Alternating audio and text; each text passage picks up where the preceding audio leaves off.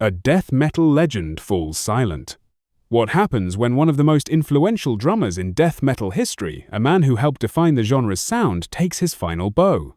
On the 10th of July 2026, the extreme metal community lost a true pioneer.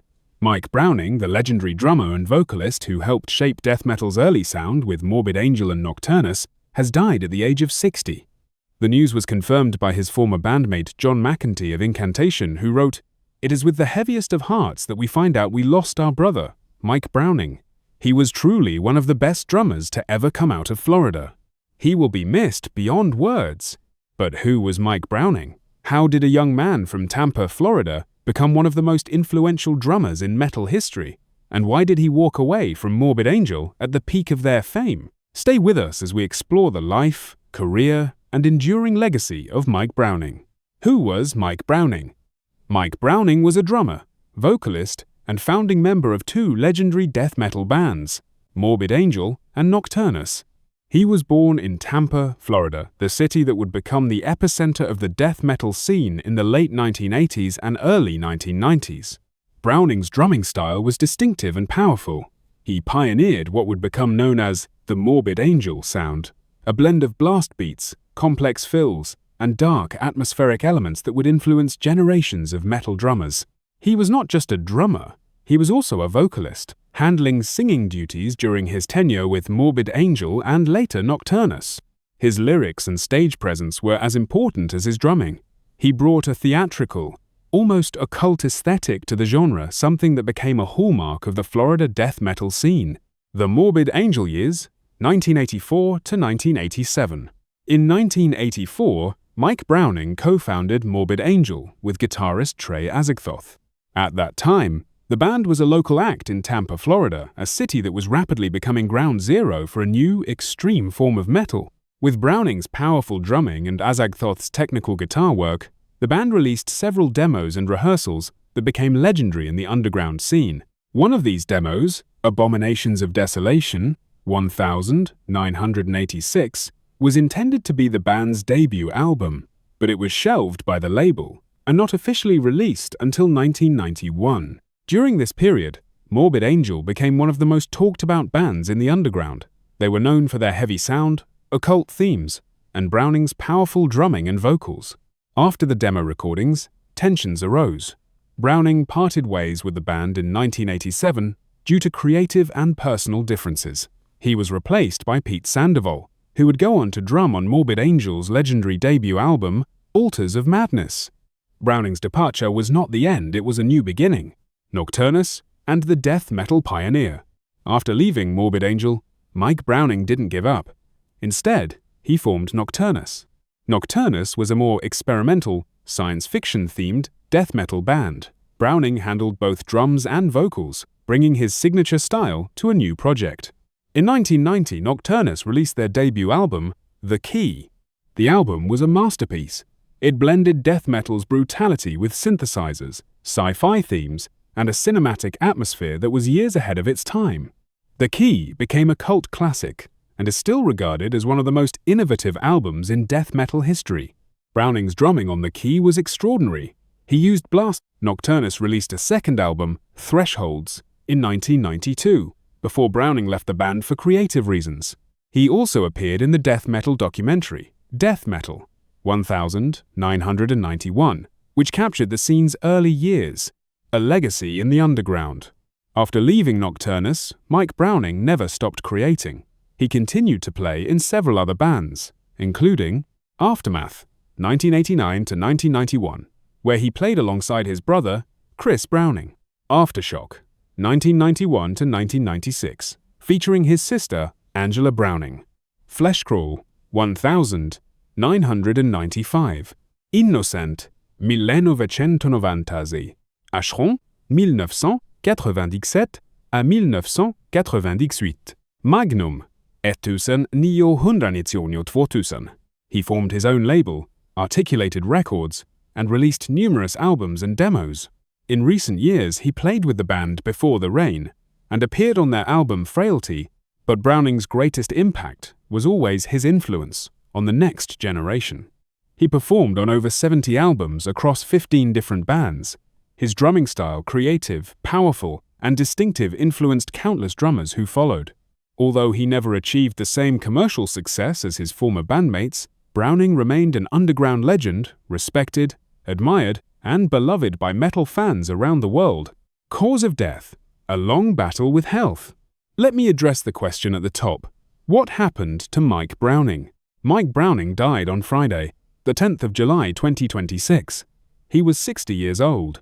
His death was confirmed by his former bandmate John McEntee of Incantation, who wrote, "It is with the heaviest of hearts that we find out we lost our brother, Mike Browning. He was truly one of the best drummers to ever come out of Florida. He will be missed beyond words." Multiple sources confirm that Browning had been in poor health for several years. His health declined to the point where he had not been able to play drums for at least 5 years. He suffered from multiple health issues, including liver failure, as confirmed by his friend, musician Victor Feltz of the band Marbella, who said he had liver failure. The exact cause of death has not been officially released, but his struggles with alcohol and mental health were well known within the scene. He had 2 daughters, Angelica and Victoria, and his friends are raising funds to help support them. Personal life: Mike Browning's personal life was marked by both passion and struggle. He was a deeply creative and intelligent man, but he also struggled with alcohol addiction and mental health issues for much of his life. In a 2020 interview, his friend and former bandmate John McEntee described the toll his lifestyle had taken on him. He had 2 daughters. In a 2021 interview, Browning revealed that his health had declined to the point where he could no longer play drums. This was a devastating blow. His entire identity was tied to drumming. He spent his final years in a care facility, surrounded by friends and family who loved him. His friend Rob Palmieri confirmed that Browning had been struggling with his health for years. In a statement, Palmieri said, "He would appreciate us remembering him for his good times, music, and friendship." Net worth: a life of music, not money. So how much was Mike Browning worth? Mike Browning's exact net worth was never publicly disclosed. Death metal musicians of the 1980s and 1990s rarely achieved mainstream wealth, and Browning's financial situation was likely modest, especially compared to more commercially successful rock stars. His income came from album sales and streaming royalties, live performances and tours, teaching, drumming, his independent label, Articulated Records. Browning's legacy is not measured in dollars, it is measured in the impact he had on the death metal genre and the countless drummers he inspired. As of 2026, his work with Nocturnus and Morbid Angel continues to be celebrated by metal fans around the world. The metal community reacts. When news of Mike Browning's death broke, tributes poured in from across the metal community. John McEntee of Incantation wrote, "It is with the heaviest of hearts that we find out we lost our brother, Mike Browning. He was truly one of the best drummers to ever come out of Florida. He will be missed beyond words." Victor Feltz of Marbella wrote, "He was my mentor, my rock, and my friend. He will be sorely missed." Rob Palmieri said, "He would appreciate us remembering him for his good times, music, and friendship." Fans around the world shared their memories. One wrote, "Mike Browning was a true pioneer. His drumming on the key changed my life." Another said, "The death metal world has lost a legend." And in a beautiful tribute, fans are raising funds to help support Browning's 2 daughters, Angelica and Victoria, following his passing. His musical style: the Morbid Angel sound. Mike Browning's drumming style was one of the most distinctive in death metal. He pioneered what became known as the Morbid Angel sound, a combination of blast beats, complex fills, and dark atmospheric elements. His use of half-time and double bass patterns was groundbreaking. His ability to switch between tempos and create dynamic shifts set him apart from his peers. He often told his friends he was the world's best drummer, and while that may have been an exaggeration, his confidence and talent were undeniable. Browning's influence extended far beyond Morbid Angel's early demos. His performance on Nocturnus's The Key is still considered one of the best in death metal history. His brother, Chris Browning, also played in Aftermath and credited Mike with inspiring his own style. He was a perfectionist, a driven, creative force, and his legacy is etched into the history of extreme metal. Legacy: the drums fall silent. Mike Browning died on the 10th of July 2026. He was 60 years old. His cause of death has not been officially confirmed, But he had been battling liver failure and other health issues for years. He passed away in his hometown of Tampa, Florida, where his journey began. But his legacy is not defined by how he died. It's defined by what he created.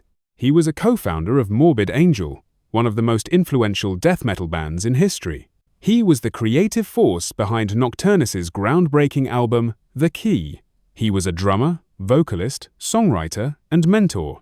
He struggled with addiction and health issues. He faced depression and setbacks, but he never stopped creating. As Rob Palmieri said, he would appreciate us remembering him for his good times, music, and friendship.